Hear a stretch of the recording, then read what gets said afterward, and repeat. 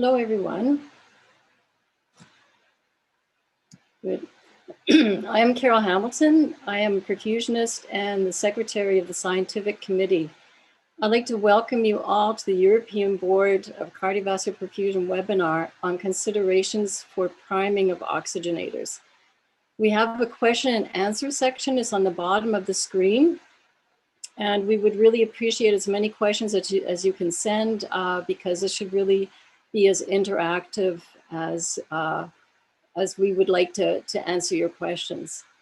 I'm really excited to have the opportunity to present this topic. In preparation for this webinar, the panel, Marco Steover and Philip de Summer and I discussed some issues which will certainly be take-home messages.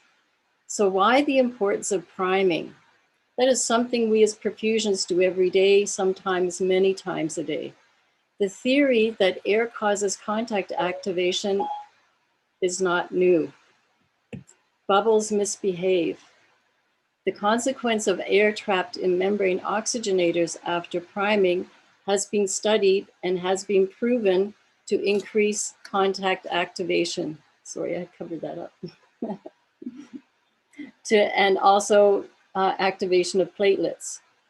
When we go on bypass, plasma proteins, mainly fibrinogen, immediately coat the inside of the oxygenator, the hollow fibers, and they act actually as a template for platelets to stick to.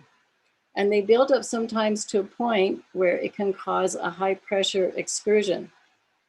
Therefore, the elimination of the trapped nuclei from the membrane surface becomes very important during priming because it actually reduces the initial interaction between the blood elements and also the platelets. And actually the air acts as a foreign surface. Therefore, we know also too that priming techniques vary greatly and the removal of air depends on many, many factors. So today, I would like to introduce to you two very experienced perfusionists, both of whom are quite active in clinical research, earning them both PhDs and have published a series of papers that fit this topic very well. Marco Steover is a perfusionist from St. Antonius Hospital, the Netherlands, and he'll present on the effect of carbon dioxide flush prior to priming on residual air in the bypass circuit. And Philip de Summer, who is Chief of Perfusion at the University of Ghent in Belgium, and also the chair of the EBCP, he'll present on priming, a marriage between physics, fluid dynamics, and design. I'm sure it will be very interesting. So without further ado, I would like to ask Marco to share his screen.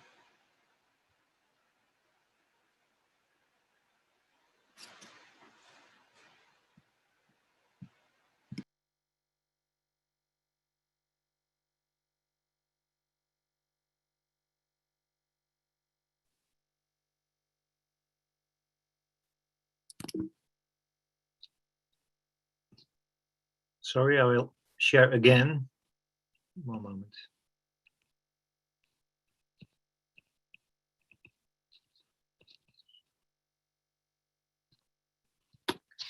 So I guess my screen is shared. Yeah, see some thumbs up. Okay. Okay, well, Carol Hamilton, thank you very much for your introduction. Indeed, I will talk a bit about carbon dioxide flush and on prior to priming and effect on the residual air. Thanks to Carol and also, of course, to the EBCP for this invitation. And Carol did a great job with luring me in for this presentation.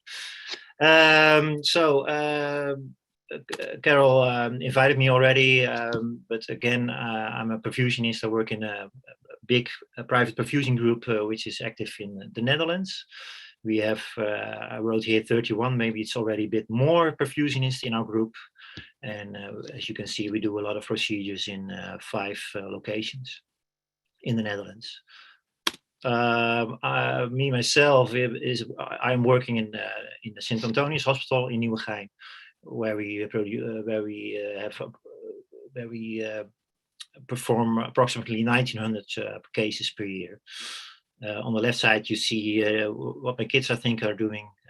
I'm doing. It's quite accurate. You see some red blood from a machine going to a red place, which is the patient. So what I'm going to talk about is why CO2 flush, why some people are doing this, how you should, if you do it, how you should do it. I will tell you how we do it in the Antonius Hospital and why we do it. And I will refer to a publication we published in 2017, but I will explain that later on. And of course, I will draw some conclusions. So why we want to have CO2 flush? Why do we want to have CO2 in our system? Well, it's quite clear that air mainly exists from nitrogen, and nitrogen is very bad has a very low solubility. As you can see on the both graphs, you have to have a good look at the units. You can see that CO2 is much more soluble in water, and they say it's approximately 20 to 25 higher compared to nitrogen. So the main thing for flushing with nitrogen is removing flushing with carbon dioxide is removing nitrogen.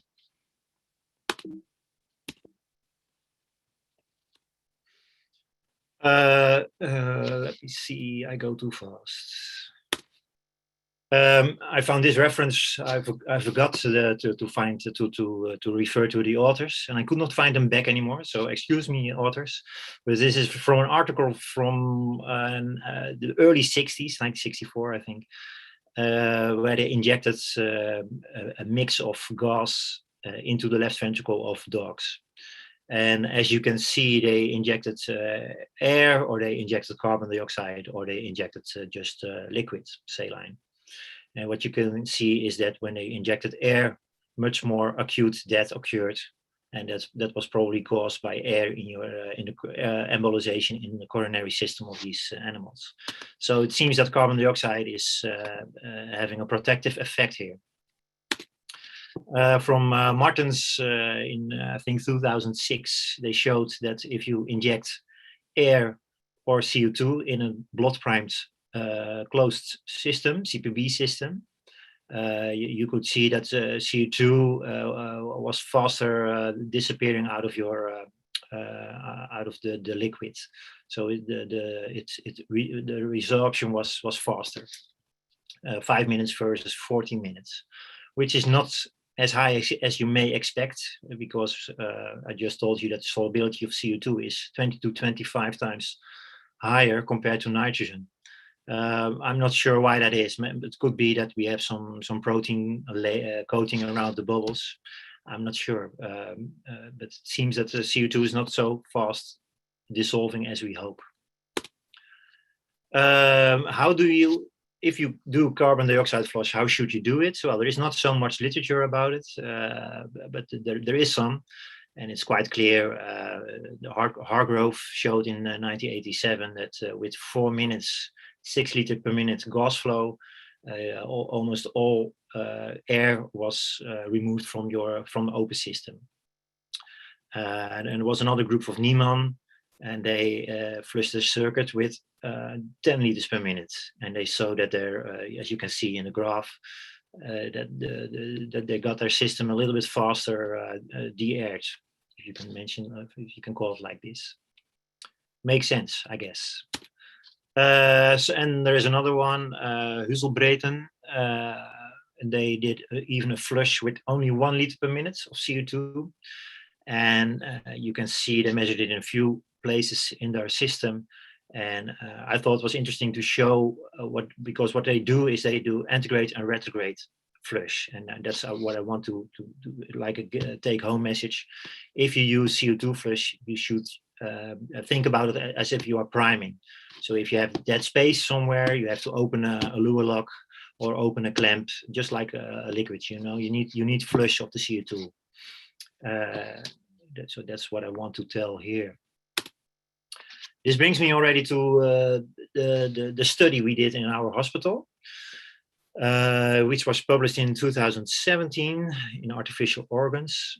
What we did, we started with a quite simple experiment. We already had a lot of experience with the MEC system, as you can see here on your left side, which is, well, most people probably know, and I'm not sure if if people can see my arrow, my cursor, but we see blood coming in through the venous line and a venous bubble trap, followed by a centrifugal pump, oxygenator, and back to the patient. So that's a quite simple MEC system. The same system we built with a CardioHelp system, with the Quadrox with an integrated rotor flow system. I will show you, I think I will show you the picture later on. I can show it now. This is this system. It's like the same system as the CardioHelp used for long-term support. Only this one is only usable for 6 hours. And it has also the option of an integrated arterial filter. As you can see here, you see on the right side, you see the integrated centrifugal pump. In between, you see the oxygenator with the heat exchanger. And on the left side, you see the integrated arterial filter. So that's exactly what we did. We measured air going into the system and out of the system, and we compared the normal MEC system as we use in our hospital, and compared it with the CardioHelp system, with both options. So we tested it with the Quadrox with integrated rotor flow with arterial filter and without arterial filter. We measured the air bubbles with the bubble counter 200 of GAMT. The manufacturer says it's measuring accurately 22 bubbles with the size between 20 and 500 micrometers. Well, there is some literature about it that it's not completely true, but for this experiment, it's fine because it's relative. We look at relative values. What you should know is that the bubble counter, when it has a bubble which is approximately 500 micrometers, so it doesn't know exactly anymore how large it is, it will define this bubble as an overrange bubble. If the bubble is much bigger than 500 micrometers, or if the bubble count is much too high, so you have kind of foam, it will change its mode. It will change. Normally, it looks like it measures the reflection of ultrasound, but as soon as these conditions are met, it will change to absorption of sound. But it is a very bad measurement system, so bolus volume is very roughly estimated volume, but it means you have very big bubbles. So, and this seems to be a quite boring picture with 2 tables, but this is for me, this was for me like, wow, because what we did, we first measured, and then we went to analyze our data, and what we saw was really amazing. We saw what we defined as spontaneous air release coming out of these products.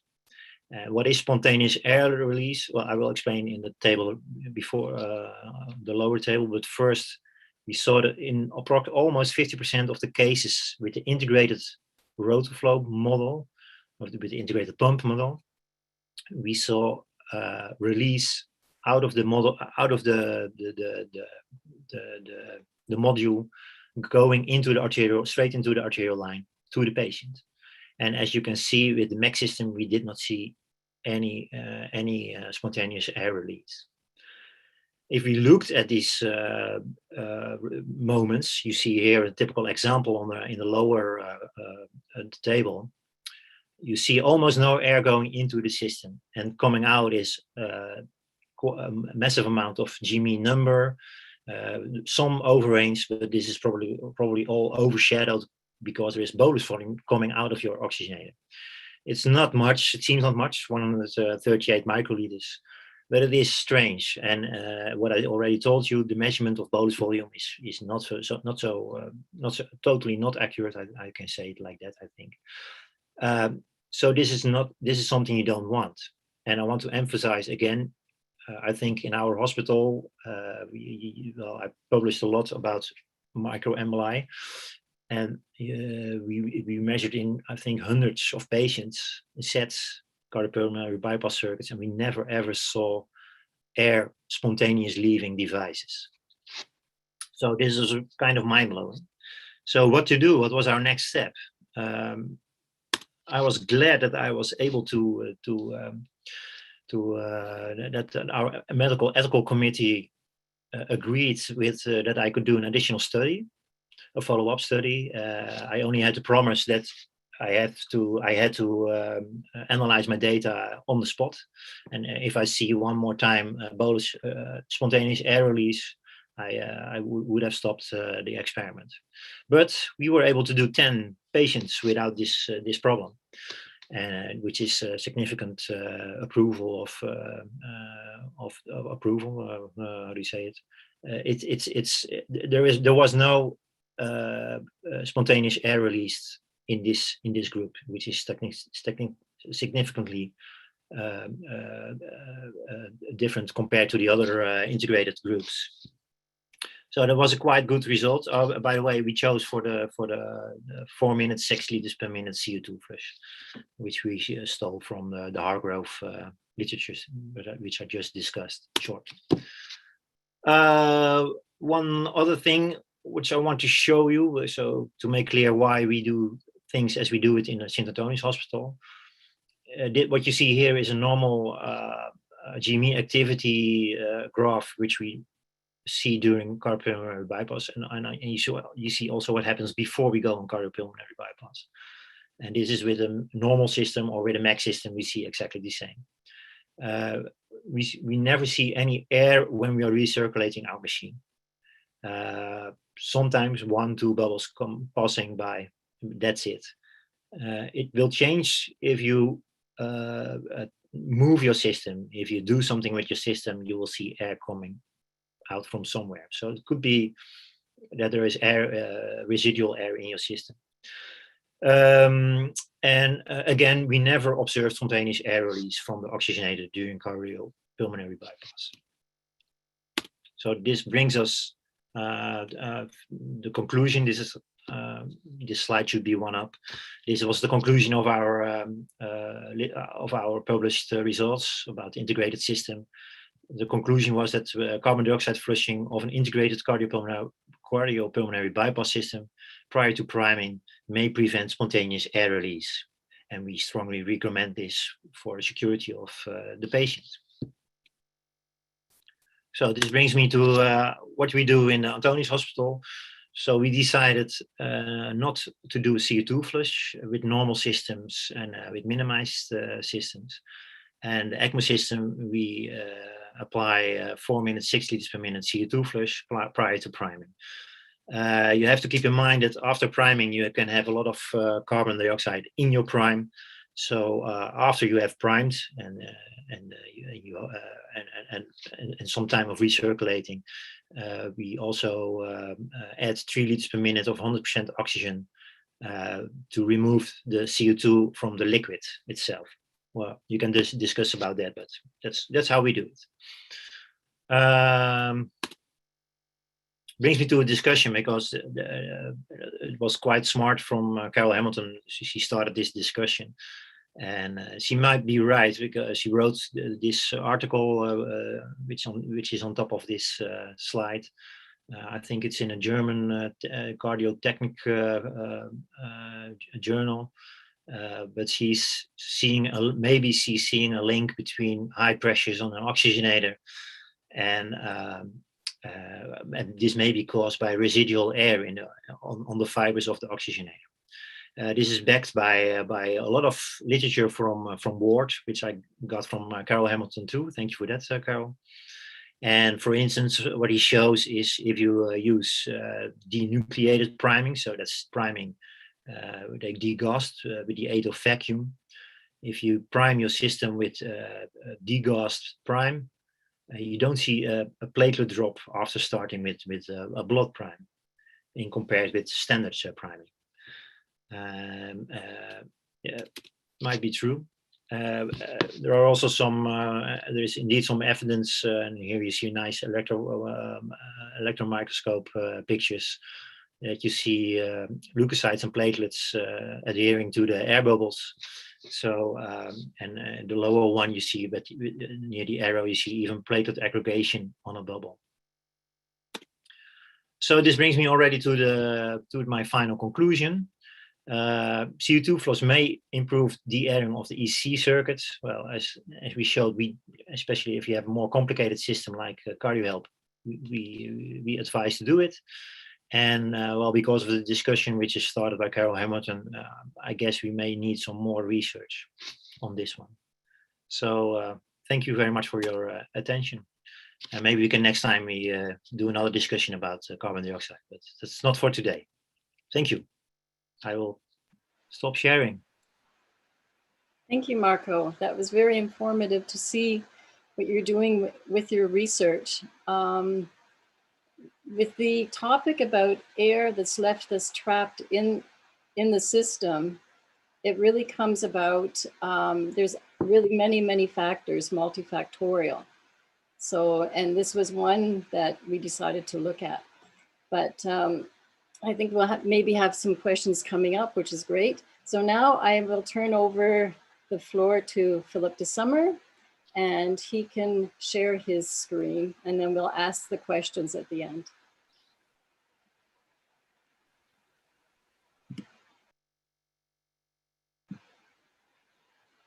Yep, we see it, Philip.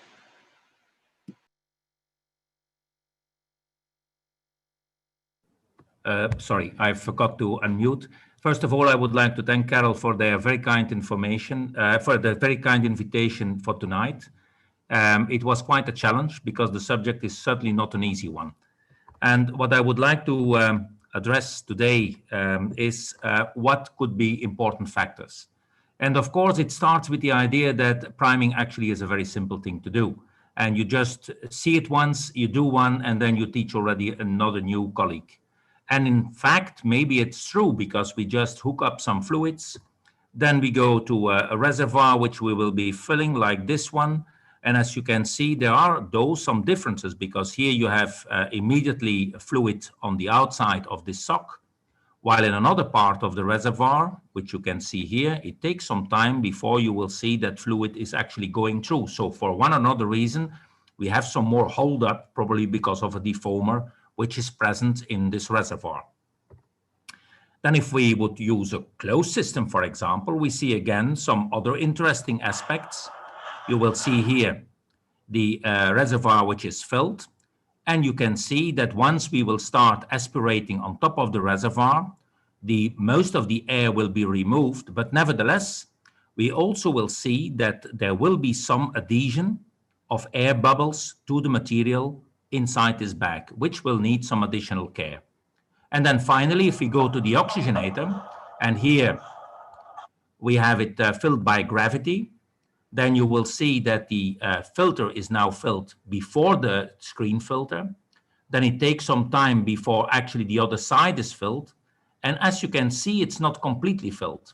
Although we have some ventings on top of this filter, as you can see here, which can remove the air there, apparently it's not completely removed. And only when we start the pump, you will see that the last remainder of the air, which is situated here, will be removed. Takes a little bit longer, but you will immediately see. Here you have the level of the fluid at this moment. And now when the pump starts, you see it coming up, and then it will be removed before and after the screen. But if we take this in consideration, then we also have to realize that design might be an important factor. And to show you that, we have here a horizontal design where blood is entering here, it's going through the heat exchanger, and then it's going to the membrane compartment for oxygenation. But if we would see this in reality, you can see that this blood part is much more tortuous than what we would assume when we see this nice drawing on the left. And the same is true for this device. Here we have the blood coming in on top, so we have a vertical design, but again, the blood is first going through the heat exchanger and subsequently going to the membrane for oxygenation. But again, if we open such a device, you will see that this blood path is much more tortuous than we would assume when we look at this drawing on the left side. So let's start with looking at some physics. When we have no fluid movement, then we will see that every bubble in the fluid will rise. But if we start to put in some movement, and this is a very low movement of the fluid, you can already see that the smallest bubbles are no longer rising because their buoyancy is not high enough, but they are dragged into the flow. And if we increase further the flow, you will see that even larger bubbles are just dragged and pulled inside the flow of the priming and are no longer rising in the fluid. Another important factor that we should take into consideration and where we should be prudent when looking to all the publications is the fact that nowadays most of our circuits are coated by some coating. And this means that we will actually reduce the surface tension of the material. And that means that for example, gas bubbles, they will be removed much easier from the wall than when you would have a non-coated and extremely hydrophobic surface. So a first thing we have to keep in mind is that we can use flow then in our advantage. That means if we would have bubbles which would be adhering to the wall, by increasing for a short period of time, we can actually remove them from the wall and get them out of some part. Which part would be the most interesting part? That would be the heat exchanger, because the heat exchanger is a very tortuous flow path and there can be some entrapment, but it's very difficult to check it and we don't know whether we remove everything. However, if you keep flow too low, then these bubbles will remain there and you might be in the idea that you have flushed everything out, but in reality it will be not. A second very related topic would be if we look to normal beer, then you will see that you have the impression that every gas bubble is going up. If I repeat that now with Guinness, now you can see something different. You have the impression that bubbles are not going only up, but they also go down. What is the difference? And this slide was already shown by Marco. The difference is the solubility of the fluid. And as he mentioned, nitrogen is far less soluble in water. And that means that it will stay longer. And that's the reason why we can see the movement downward. If you would do the same with CO2 under slow motion, you would also see that bubbles are going down. But due to the high solubility, this is not noticed. But very importantly is that this solubility is also changing depending on temperature. So we can use that again in our advantage. If we warm the priming, we actually will decrease the solubility, so less gas can get out of the priming. And when we start to finish our priming procedure, we can cool down. And by doing so, if there would be still some microbe air available, it can be actually absorbed by the fluid.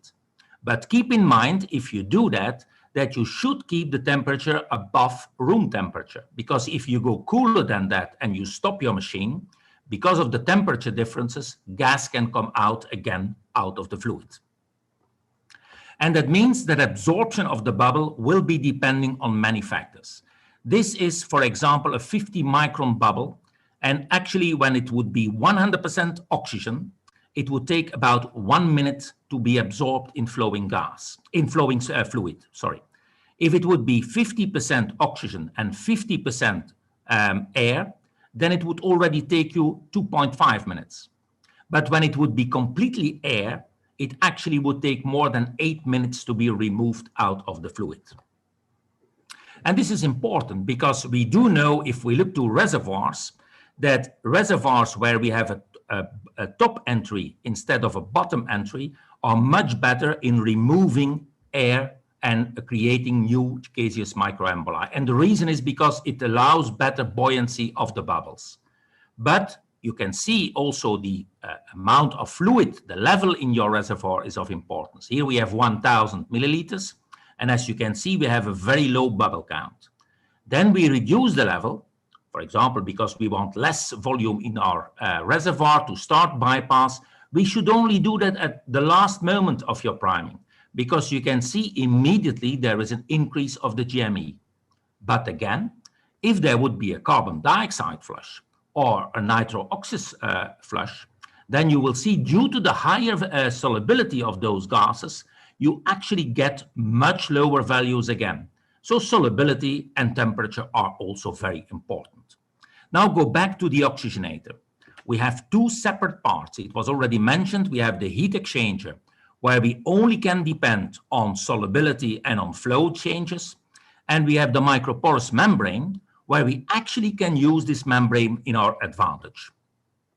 We do know if we have a membrane, the membrane is not only capable to oxygenate and to remove carbon dioxide, but it also will be able to remove small microemboli and even huge amounts of gas from the fluid side to the environment. And I would like to show you this at the hand of this example, because we have to keep some things in mind if we want to consider this. What you can see here are three types of bubbles. We have one which is a 50 micron in purple, we have one of 100 micron, and we have one of 200 micrometer. What you can see here, the three lines, are actually the gas flux out of this bubble through the membrane. And this membrane, which was simulated here, is the microporous oxyfan membrane, which is the most common membrane in most oxygenators. We took as contact surface the radius of each of those bubbles. And then you can see that for a given pressure, that of course, if the bubble would be larger, there would be a larger surface area present, and you will have a higher flux out of the bubble through the membrane. And this would be, of course, less for a smaller membrane. This means that we can make a first conclusion. If you have a bubble traveling in this part of your oxygenator, the length should be sufficient of the traveling path to make it able for this bubble, depending on its size, to go through the membrane. But we can play with pressure, because if you see, if I would only be having 50 millimeters of mercury, but I increase this to 150 millimeters of mercury in my priming solution, I have a drastic reduction of the size of the bubble. And that means that is because we increase at the same time, as you can see here on the green line, the gas flux out of this bubble. And this means that we always should try to keep the bubble speed low enough so that we have a contact with the membrane. Because if you increase flow at those conditions, you will create a fluid layer at the membrane, and there will be no contact area, and there is no way that this membrane will be able to remove air. And this will be further facilitated because every oxygenator works as a depth filter. And we do know that the filtration capacity of such a depth filter is about 45 up to 55 micrometer. And that means if we are going to look now, where can we expect microbubble in our priming?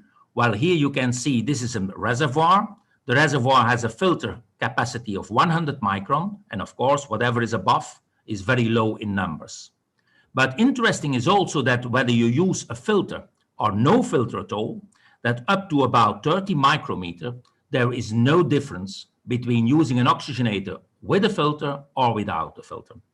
And the same is true if we do that with an integrated filter versus a separated filter versus an oxygenator without any filter. Again, up to about 30 micrometers, there is a very small difference.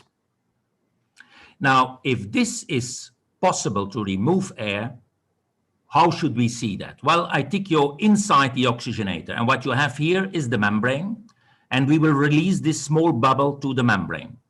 Now you will see it makes contact. This is a hydrophobic membrane, and you will see as the contact area with the membrane is increasing, the flux out of this bubble is also going faster.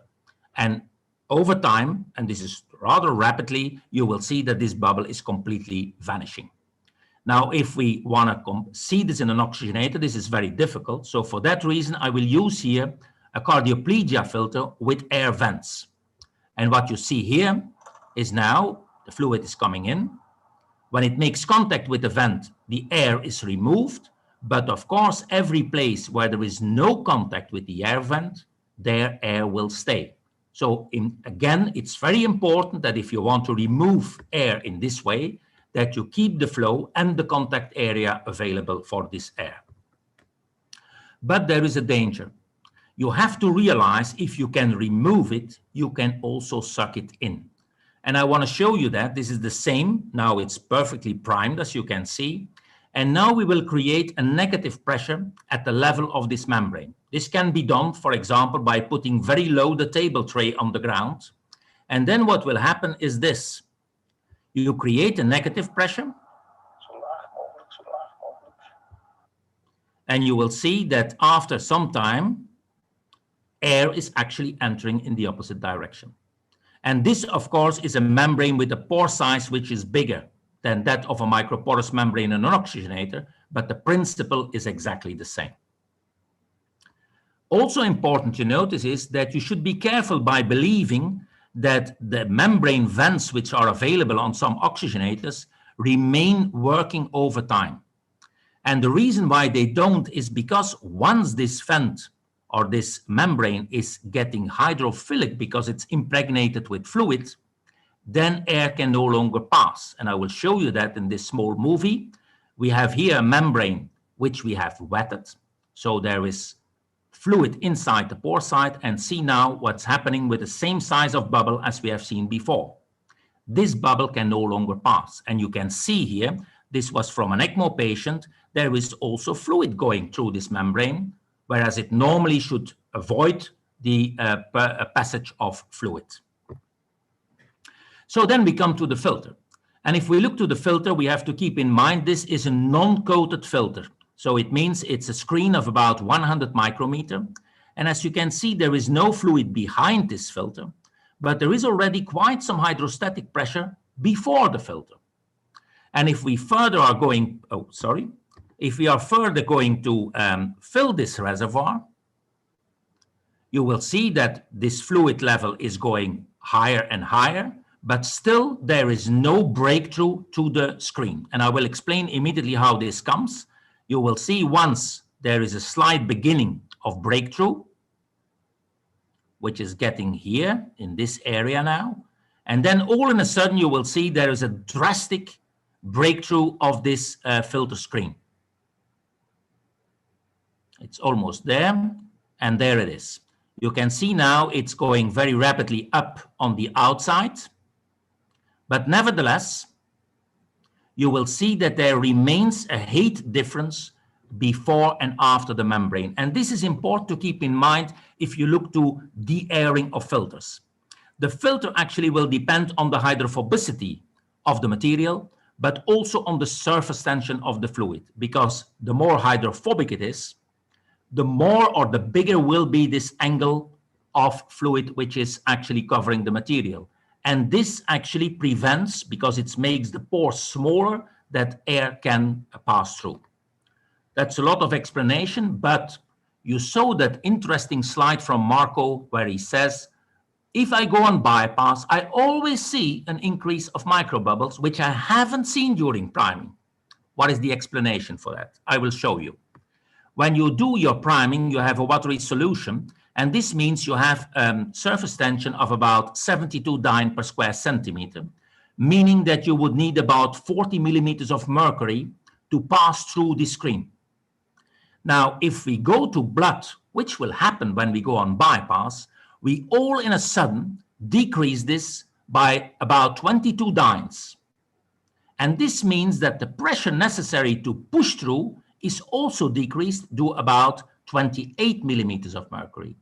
And this explains, I will show you immediately further on, why then all in a sudden micro air can pass and why we can measure that when going on bypass. And that's shown here. What you see here is a very interesting study where they look to water, being plasma light, and blood. These are the counts before the filter. It was a 40 micron filter. This is after the filter.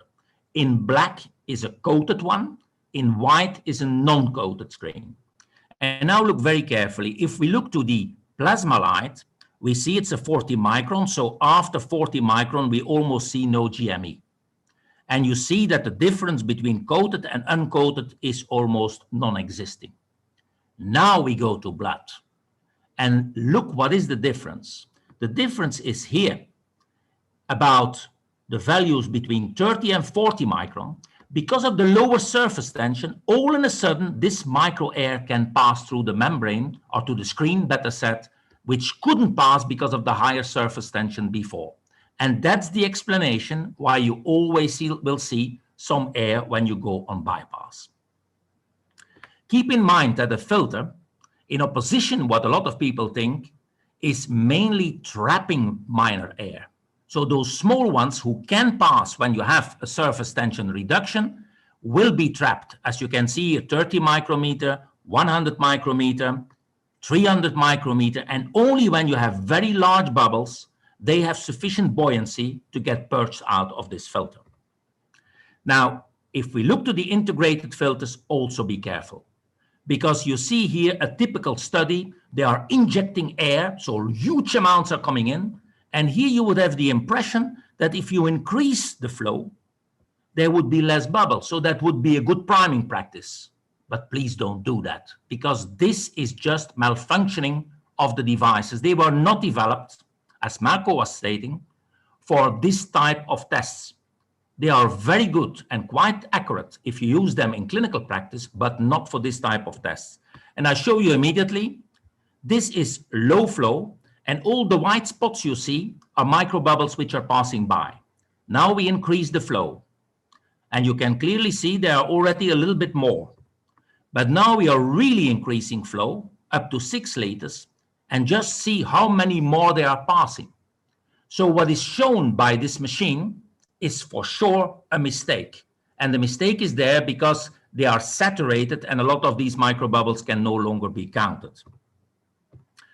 So it means that if you increase flow, you will actually remove air. Very interesting if you want to de-air, for example, a heat exchanger, but certainly not something you want to do if you want to remove air from your membrane compartment. And then finally, I would like to break some information on where should we actually put our purge lines.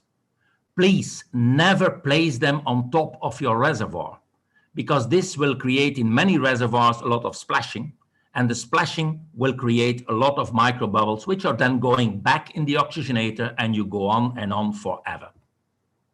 So to conclude, what are the points we believe, for example, in my institution to be important? Well, the important factors will be certainly the bubble composition. And we would prefer carbon dioxide, and I fully agree with Marco, this is something you probably should do, because it's much easier to remove, it's much faster to remove. Temperature is important because we can change solubility, and if we keep the priming warm and we only bring it down at the end of the priming procedure, we can still remove small bubbles we probably haven't seen because they were hidden in a device. Keep in mind that flow is an important factor. If you have high flow, you can purge them out, but do not forget there is no buoyancy possible. And if you have a membrane, you probably will have to have relatively lower flows if you want to remove air in that area. Pressure drop is another point of consideration. Higher pressure drops will remove air faster if there is sufficient contact area and sufficient contact time with the membrane. And then the flow regimen, when you have laminar flow, it also will be easier because then the air will be much closer to the membrane than when you have turbulent flow. And keep in mind that circuit and oxygenator design might influence the ease of priming. So how do we do that? Well, we check with the water leaks and perform a carbon dioxide flush. Then we use a pump prime and oxygenator by gravity. We try to prime after the beginning at a low flow because we want to have a predominant buoyancy more than drag. Then we increase flow for a short period of time to flush out bubbles which are in areas where they otherwise cannot be removed. We do that while priming, warming is performed up to 37, even 38 degrees. We apply always resistance to the circuit in order to have a pressure difference, because you remember this is helpful in removing air. And at the end, we will cool the priming but never lower than the environmental temperature, because otherwise you have the risk, especially if you don't blow off your carbon dioxide, that new bubbles would form while waiting to the start of the procedure. But keep in mind, even when the machine is stopped, it's always a benefit to keep a positive pressure in your circuit. Thank you very much for your attention. Thank you very much, Philip. That was a lot of great information. And as I said before, we'll certainly have some very good take-home measurements or take-home messages for us, which is important because, as I always say, a good bypass starts, or a good perfusion starts before you go on bypass. We do have a couple questions, and one is to Marco. And it says, when performing an oxygenator changeout, could it be beneficial to do a CO2 flush of the new oxygenator if there is possibility to do it? Actually, it's to either both of you. I thought it said to Marco. So who wants to grab that one? Should they do a quick CO2 flush before they institute a very quickly primed oxygenator? Well, I think everybody's thinking the same. If you have time, I'm not sure. The biggest problem probably this perfusion is referring to is that you prime your, in an emergency situation, you prime your oxygenator immediately with blood, I think. So maybe it will be very, there will be a lot of air in this oxygenator. So if you have time, yeah, maybe you're right. You know what I mean? I mean, you will have a lot of foam. Yeah. Yeah, I think that varies a lot between institutions. It's something we don't do a lot, thank goodness. No, okay. Some centers have not done any, but of course we all practice, and we practice with mainly crystalloid, or let's say a used pump. Yeah. Yeah. Philip, did you want to add? I would agree with Marco. It depends highly, first of all, on the time you have. But I think if you can do that, I would consider that also as a benefit, because we all know that it's much more difficult once you have plugged it in to de-air it in the best possible way. And I think everyone who has ever done it would agree on that. There is a paper out, and it talks about using this denucleation method, which is the vacuum on the gas side of the membrane. And it was very interesting because they did say that they had something you can do very quickly, and they had no air whatsoever, no air activity when they went back on bypass. So it might be something to look up. I don't have the reference here right now, but if anybody would like to have it, I can easily send it to them. Well, I think the interesting part would be what is the difference between the positive pressure on the blood side versus the negative pressure on the gas side. I have no idea. I think it should be done and tested before we can really answer that. It's for sure that if you have a very tortuous situation like with the former Cymet oxygenator, then it was really considered as being a big effort. But the reason was then also that you actually were enhancing the blood part height. So it was easier for the blood to pass, and so it was also easier for microbubbles to be removed. But it's certainly a part of interest to look at, but to my knowledge, there is no direct information for the moment which technique would be most superior. Yeah, exactly. And you know, as you said, also both of you, it depends on the amount of time you have and your protocol. You would have a protocol set up and all the clamps already and the CO2, so it would be incorporated in it right away. Okay, so another question here is, do you recommend the use of a bubble counter for every case? Well, first, especially the new bubble counters, they're really very expensive. So I don't think so, although I'm a bit in doubt, because I really sometimes I have cases where I see high amounts of bubble loads, and it's always caused by a leak somewhere in your system, or a venous air coming in, and you really don't see it with your eyes. So probably not the GAMS as I'm using it, but maybe what some manufacturers try, you know, with lights, or but should be GME, but should be incorporated in your system. Then it may be interesting, I think, because again, in a few cases, let's say 5 per 100 cases, you will see something, and you can react on that as a perfusionist, and you will for sure protect your patient. Definitely. Philip? I again have to agree with what Marco is saying. It would be nice if companies would provide more accurate bubble counters, because I think for the moment, the ones who are provided by most manufacturers of heart lung machines, they are not so accurate. And there are even differences between different types of the same company, which is at least confusing. But I think if we want to imply that more in clinical practice, we also should need a good way to calibrate those machines so that we can check what we are seeing. Because now we have to rely completely on the information given by companies. And that's not always an ideal situation. We would not accept that, for example, for blood gas monitoring, we will have some reference machines on which we check it from time to time. And that would be also nice, I think, to be sure that what you're seeing is reality, because it can have, like Marco says, a very high impact for your patient.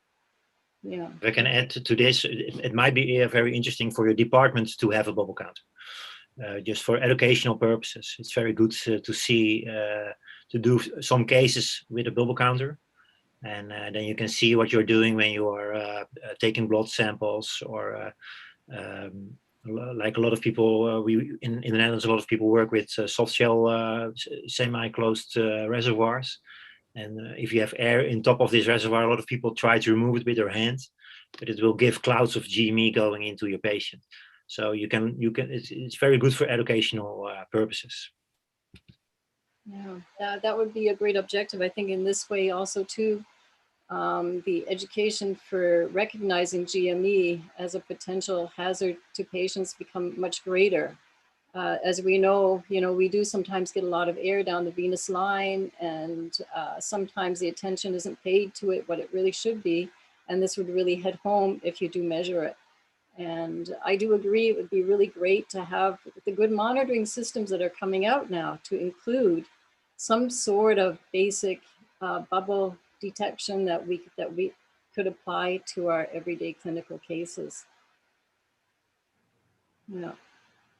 Okay, one thing is here, someone asked whether we can take a poll, a survey of the audience. How many of the listeners regularly use CO2 flush before priming? And basically just show a raise of hands. And that's at the bottom of the screen. So we know how many participants there are. And if you just press raise your hand, if you use CO2, then we'd have an idea of how many use CO2 in their clinical practice. And while you're doing that, I'll continue asking a few questions here. Another one is, Marco, do you prime the CardioHelp system directly prior to use, or is it primed up front when there is no urgent time pressure? Yeah, that's a good question, but we prime it exactly as we prime all our machines. So just like a normal day practice. So we start priming, well, 15 minutes before the patient enters the operating room. And in our experience, normally, what I showed you, you don't see GME activity if you don't touch your machine. So it does not say anything about residual air. So like a standard day-to-day routine. Yeah. Is that a clear answer? Yeah, very clear. Thank you. I think it's all the way that we do perform our de-airing procedures. And because there's just so many ways of priming, and all our systems are totally configured differently. And I think Philip brought up a good point with the using the table set, is to keep it always higher. Is there a certain measurement or a certain amount of, let's say, centimeters higher than the oxygenator or the level in your reservoir that you should not go under? As long as it's higher, there will be no issue. but maintaining some additional pressure by putting it there by using, if you have a roller pump, it's very easy to do, is an additional measure, because normally it cannot happen, because you will have a level in the reservoir, and the reservoir is always higher than the oxygenator.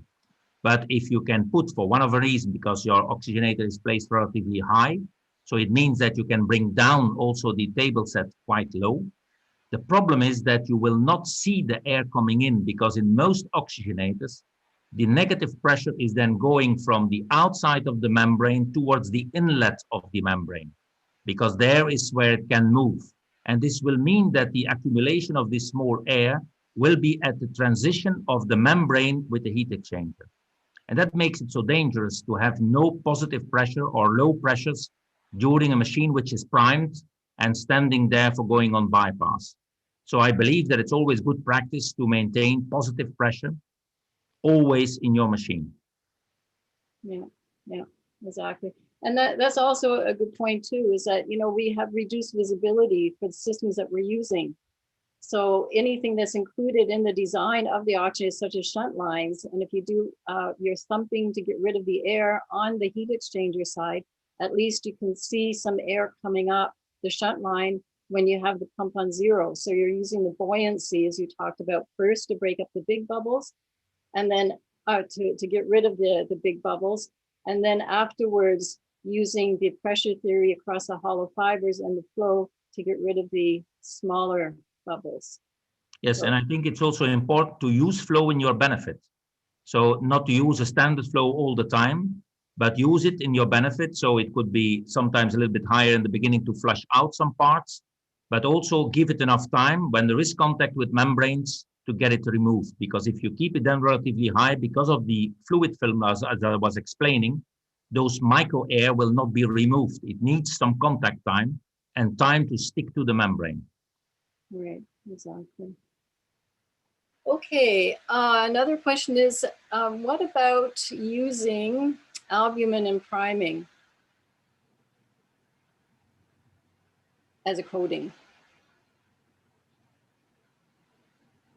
To be quite honest, if you have a coating already on your circuit, I don't think you have a huge benefit.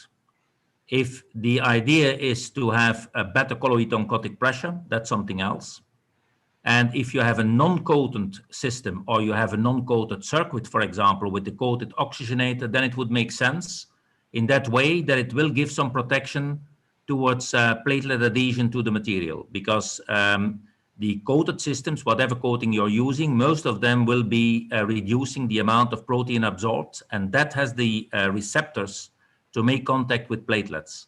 So if you reduce the amount of heavy proteins like fibrinogen, fibronectin, the globulins, by using a coating, you already reduce your risk. For example, before we had the coatings, there was a much higher incidence of high pressure excursions during bypass than since the introduction of coatings.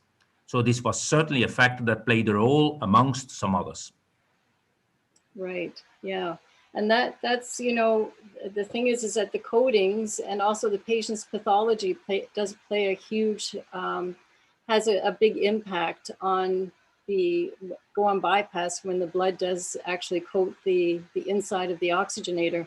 And I say the inside of the oxygenator because I think we should start thinking more about the design of it. Heat exchangers separate from hollow fibers in the priming and in the physics of priming. Definitely, but I would say my answer for the albumin one is I think albumin is a very good coating, but you're right, if you have a really good coated oxygenator, then it wouldn't be so necessary.